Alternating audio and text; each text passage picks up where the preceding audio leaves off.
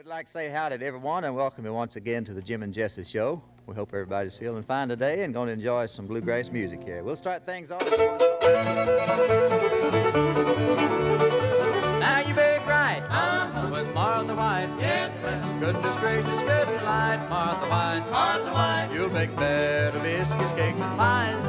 Cause Martha White's self-rising flour, the one all-purpose flour. Martha White's self-rising flour's got hot fries. Thank you so much. We'd like to say howdy once again to all you friends from Jim and Jesse and all the Virginia boys for another 15 minutes of country music. We hope you'll enjoy it. Well, the Jim and Jesse radio years started about 1961.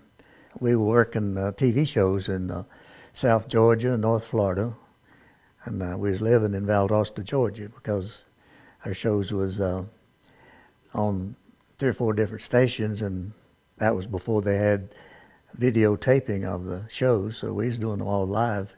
We was doing a show in Thomasville, Georgia, and one in Savannah, Georgia, and one in Albany, Georgia, and then later we started one in Pensacola, Florida, and Dothan, Alabama. So we was actually working about 4 television shows a week at that time. And we was traveling about 1,300 miles every week just to do TV shows. So this kept us pretty busy. And we would do personal appearances around South Georgia and North Florida and in that area. In fact, we'd do our TV show. We had good timing on it because it was about 6:30 at night. And back then it wasn't hard to get good timing to do a live television show, so it helped us on our show dates. Late 1961, Jim was out on the road. He was a businessman, so he was actually on the road in Atlanta, Georgia, having a meeting with another flour company, trying to get us a sponsor. And the phone rung at my house, and they said, "This is A.O. Stinson from the advertising manager of Martha White Mills." I said, "We are looking for a band to sponsor down here in South Georgia," and so that was a shock to me because I'd heard so much about Martha White, and they'd sponsored so many groups taken with the Grand Ole Opry in different places, and it was actually the best break we ever had. So we had a meeting set up the next day in near Albany, Georgia, with Cohen Williams and A.O., and they said the deal worked pretty. It didn't take us long to work out a deal with them to sponsor our TV shows. We said, "Well, Ford Tractor's sponsoring our shows now. I'm sure we could work out a deal where you could be a co-sponsor." So they worked it out that way, and we was working for Ford Tractor and Martha White Mills at the same time, and Cohen Williams suggested that we come to Nashville, and they'd have us as guests on the Martha White show on the Opry. And a lot of the things that happened at that time was unbelievable, but just happened we was at the right place at the right time. Well, we'll have another song for you in just a minute after we have a word from T. Tommy now about that good Martha White hot rise cornmeal mix. Now I'd like to talk about something that I believe you'll like better than most anything. Martha White hot rise cornbread. And that's really something to get wound up over. When you get started talking about how good it is, it's mighty hard to find a quitting place. And lady, nothing in the world's easier to make than Martha White hot rise cornbread. Just add bacon drippings and buttermilk to Martha White. We worked for Martha White. The next thing they done, they wanted us to do some radio shows for them, and a syndicated radio show, and we was living in Montgomery at that time, Alabama, and driving to Nashville every month or so and as being guest on the Grand Ole Opry. So we would record the shows in Montgomery at the radio station WBAM, and we would get used tapes from other radio stations. We had to furnish the tapes and put the music on them, and then we'd send them to to Martha White, and they would send them to radio stations, and they'd run about on this syndicated circuit through radio, and then the tapes would come back to us, and next time we'd start record a bunch for the syndication, we'd erase what we had on them and just put shows over, because we were saving everything we could then. And videotape was the same way. We was videotaping our TV shows and recording them, and they'd do the syndicated circuit, and play them one time and ship them from one station to the other, and they would come back to the radio station in Montgomery, Alabama, or Jackson, Mississippi, where we was recording. So they'd race the tapes again. So I guess we recorded on the same tapes over and over for all the time we was there. And after we stopped doing the shows, the taping shows for Martha White, then I guess the TV stations just erased everything. So all those shows that was recorded, that we had recorded there for about 2 years for Martha White, they were all erased, and nobody could do anything with them anymore.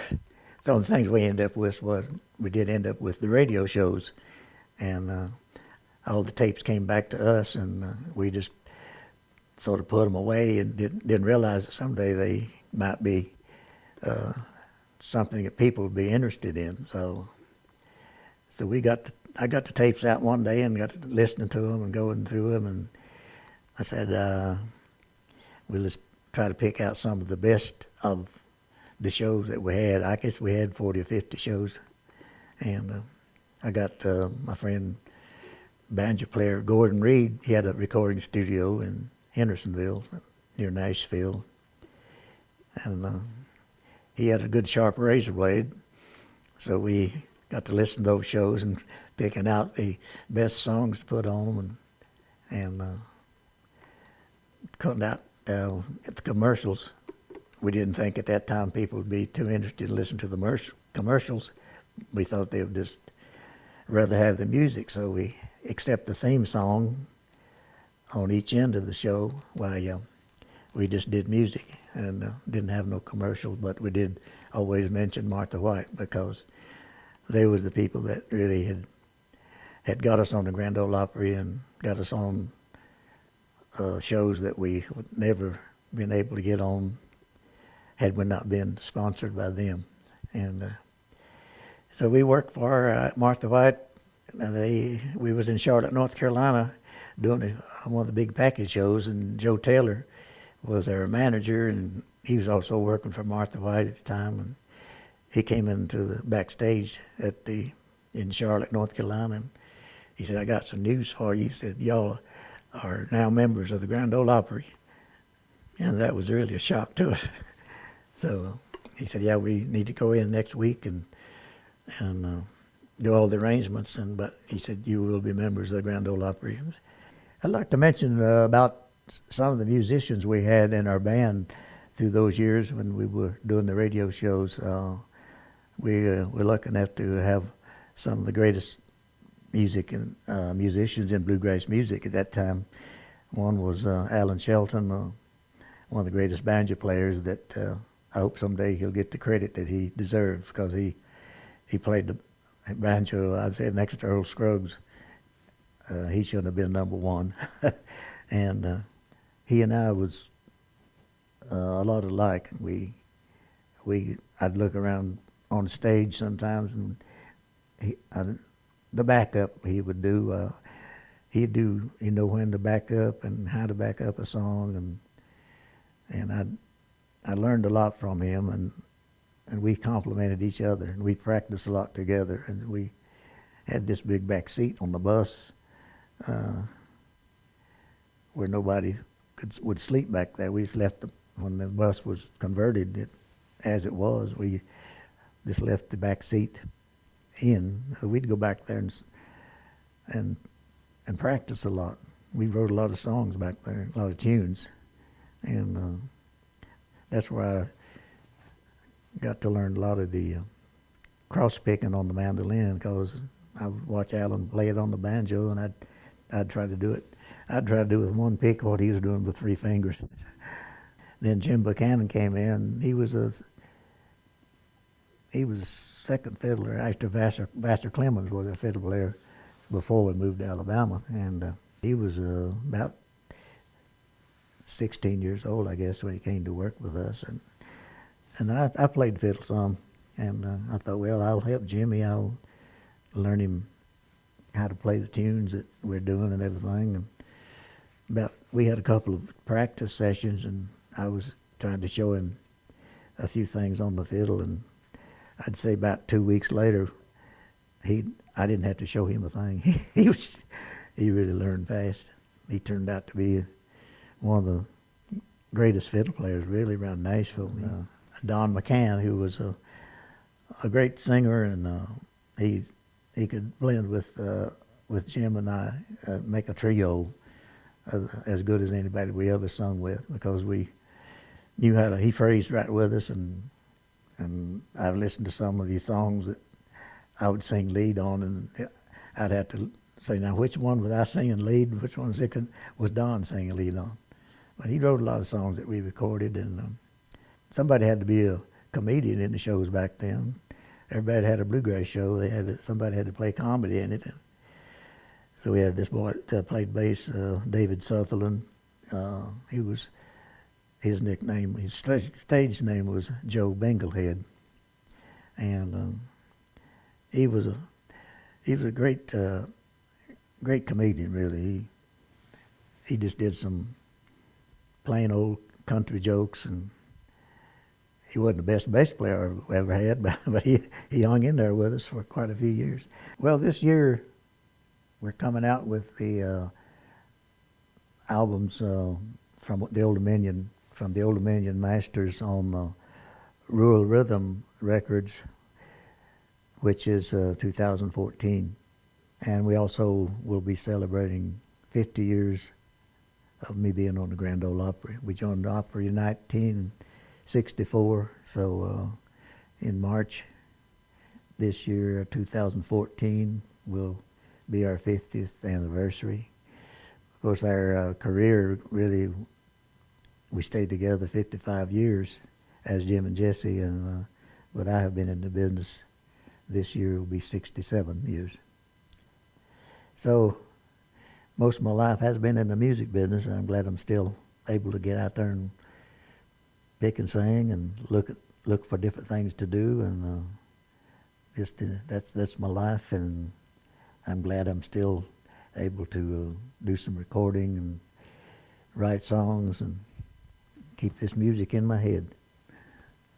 Well, I just want to say my appreciation for all the people that we met since we got the Grand Ole Opry, and thanks to Martha White Mills, who brought us to the Opry, among other people too, like Flatt and Scruggs, and I think the Carter family, Chet Adkins and Milton Estes used to go way back. We're all sponsored by Martha White Mills.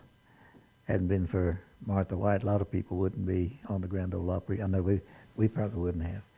But and also the announcers that we worked with was always so great. Especially the man who did the commercials on our show was T. Tommy Cottrell. This is my old sidekick Tommy Jackson doing all the fine fiddling, and I'm T. Tommy Cottrell.